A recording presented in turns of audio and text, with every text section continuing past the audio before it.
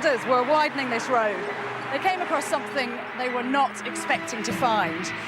3 aristocratic graves in pristine condition. When archaeologists came here the next day to investigate, they were astounded. They described this tomb as being suffocatingly full of artefacts. There was gold and bronze and alabaster perfume jars.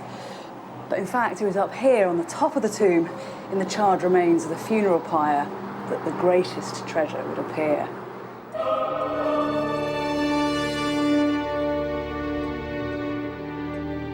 The tomb was clearly of a wealthy aristocrat, someone who could afford such elaborately decorated artefacts.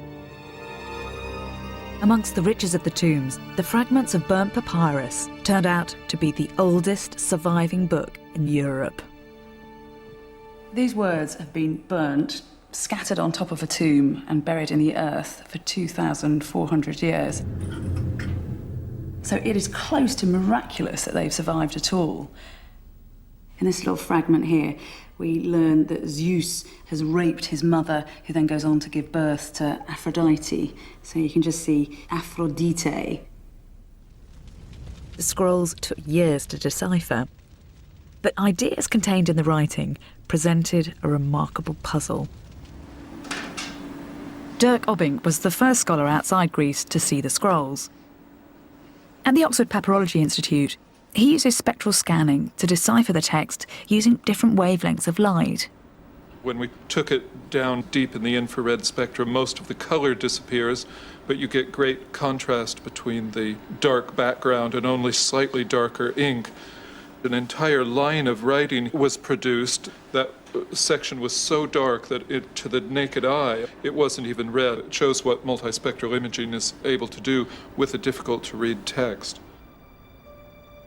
The Derveni papyrus presented special problems because it had been rolled up in a scroll.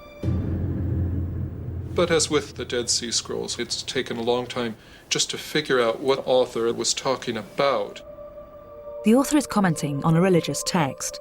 He tells us we shouldn't understand the myths literally, but interpret them scientifically.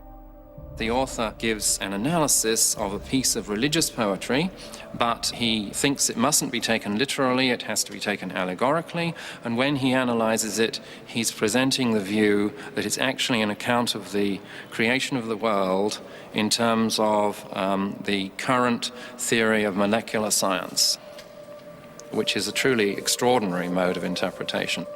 And the kind of thing you might find in the 18th century when Newton was reinterpreting the Bible as showing the latest physics. This scientist thinks that the universe always existed, has no beginning or end. That's why it's so exciting, though, isn't it? Because this is the touch paper at the moment that it's being lit. This is the origins of modern science. It gives us an insight into a period when the Greeks were speculating about the origins of the universe. These theories are incredibly dangerous. In 414, the author Diagoras of Milos, a friend of Socrates, was charged with impiety. The democracy put a price on his head and demanded that he be assassinated without trial, almost certainly because he dared to write this. Diagoras fled the city.